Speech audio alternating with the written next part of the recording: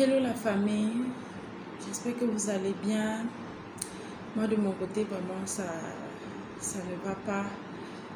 Dans les normes, je devais poster la vidéo prochaine mercredi, mais comment poster une vidéo, comment avancer sans toutefois s'indigner, sans toutefois se poser des questions, sans toutefois vraiment parler de cette situation que nous vivons au Cameroun, de ce problème, de ce qui s'est passé récemment à Kumba. Je fais cette vidéo, c'est pas comme si j'ai une solution palpable ou alors quelque chose que je pourrais peut-être trop dire qui n'a pas déjà été dit ou qui pourra vraiment arrêter le problème d'un coup comme ça.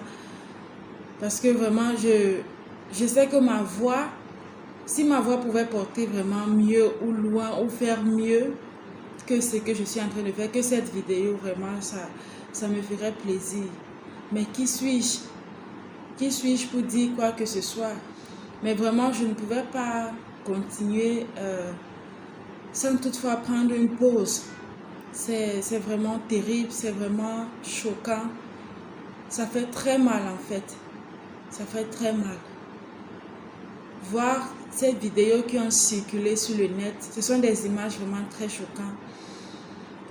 Vraiment, lorsque je me mets à la place des parents, des familles, des membres proches de ces enfants que nous avons perdus, j'imagine juste leur douleur, j'imagine.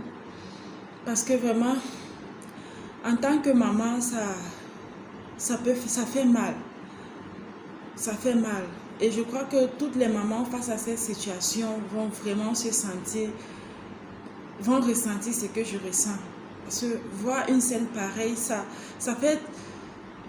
Tu as l'impression que tes entrailles sont remuées. Tu as l'impression que tu recevais un coup dans tes entrailles parce que, en tant que maman, je peux le dire, lorsque son enfant est malade même, l'on sent cette douleur deux fois. Lorsque ton enfant est souffrant, tu peux ressentir la maladie de ton enfant deux fois même, la douleur de ton enfant deux fois ce qu'il ressent. Mais maintenant, imaginons un peu l'état de ses parents, imaginons un peu l'état des membres de cette famille. Vraiment, après cette scène, qu'est-ce que je peux faire?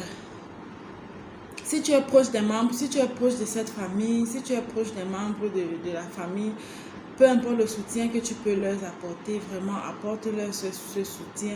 Pour ceux qui lisent leur Bible, ils vont comprendre que c'est quelque chose qui... Ça ne doit pas nous surprendre en fait. Parce que même la Bible nous dit que ces choses quand ces choses vont arriver, nous ne devons pas être surpris.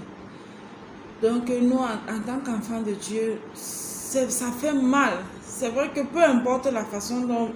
Peu importe le fait que la Bible dit même que ça ne doit pas nous surprendre, mais ça surprend toujours, ça fait mal parce que lorsqu'on lit les scènes qui se sont passées dans la Bible, on a l'impression que c'est juste des histoires racontées.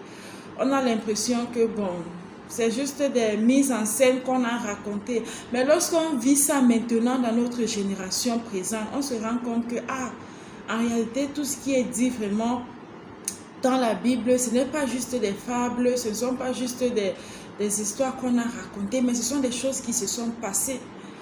Donc, pour dire que vraiment, ce que la Bible dit est vraiment réel et il est temps pour nous de prendre conscience et de savoir que vraiment nous sommes en train d'aller à la fin. Vraiment, nous sommes en train de vivre la fin des temps. Et je nous encourage tous en tant que chrétiens, vraiment de tenir ferme encore plus que jamais. Plus que jamais.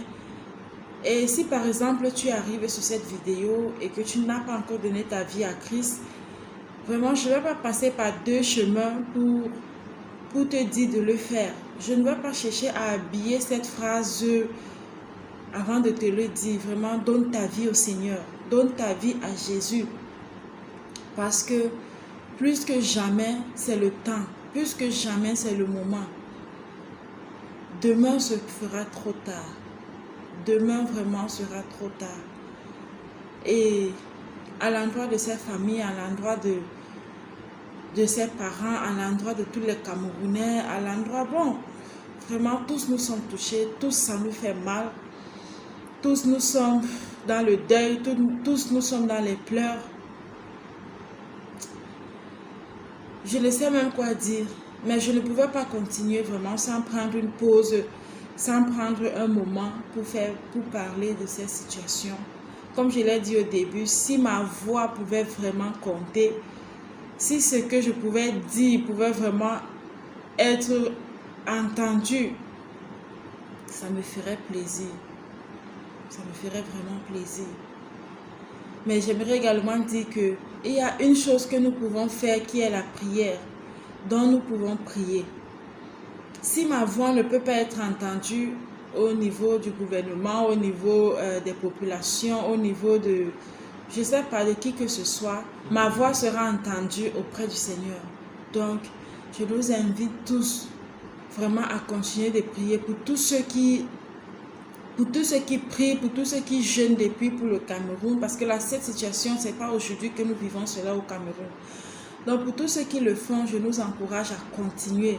Et si tu ne le faisais pas encore, je t'encourage à rejoindre tous ceux-là qui sont dans le jeûne et la prière par rapport au Cameroun, par rapport à notre nation. Parce que vraiment,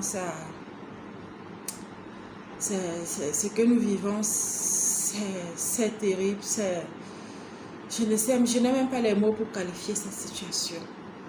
Vraiment.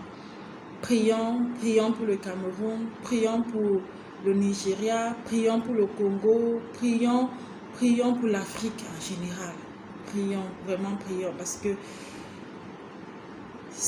lorsque ça nous dépasse, lorsque nous ne savons plus quoi faire, il y a au moins une chose que nous pouvons faire, et c'est la prière. Je ne peux que nous inviter à prier. Donc, comme je l'ai dit également, donne ta vie au Seigneur. Si tu sais que tu n'as pas encore Jésus, si tu sais que tu n'as pas le Seigneur dans ta vie, et si tu sais même que oui, tu as déjà le Seigneur, tu es déjà chrétien, mais tu joues encore au double jeu, ce n'est plus le moment. Donc, faisons gaffe et sachons que la fin est vraiment proche. Sur ce, portons-nous bien. Au revoir.